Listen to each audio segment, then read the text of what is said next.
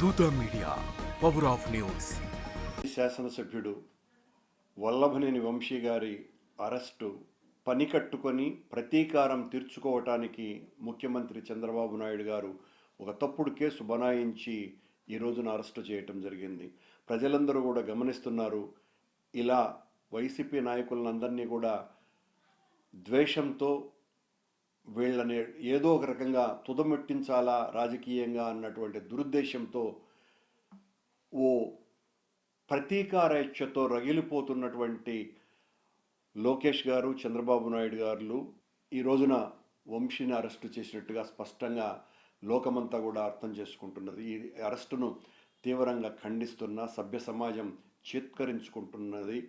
వంశీ మీద ఏ రకమైనటువంటి గతంలో ఒక చిన్న కేసు ఉన్నది. ఆ కేసును ఆయనకు కోర్టులో బెయిల్ కూడా ఇచ్చింది.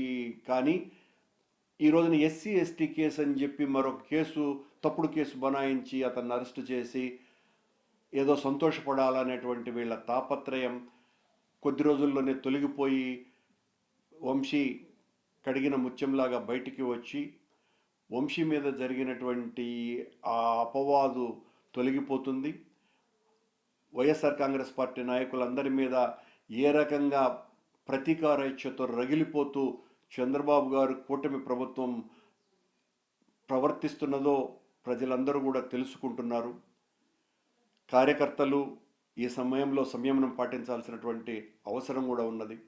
ప్రభుత్వం చేస్తున్నటువంటి ఈ అరాచక పోకడలకు వ్యతిరేకంగా మనమందరము కూడా ఒక సమన్వయంతో ముందుకు వెళ్ళి ఇలాంటి వాటిల్ని ఎదిరించాల్సినటువంటి అవసరం ఉన్నది అని ఈ సందర్భంగా తెలియజేస్తున్నాం. వంశీ అరెస్టును తీవ్రంగా ఖండిస్తున్నాం. హాయ్, నేను మీ ఆర్పి పట్నాయక్. ప్లీజ్ సబ్స్క్రైబ్ టు దూత మీడియా.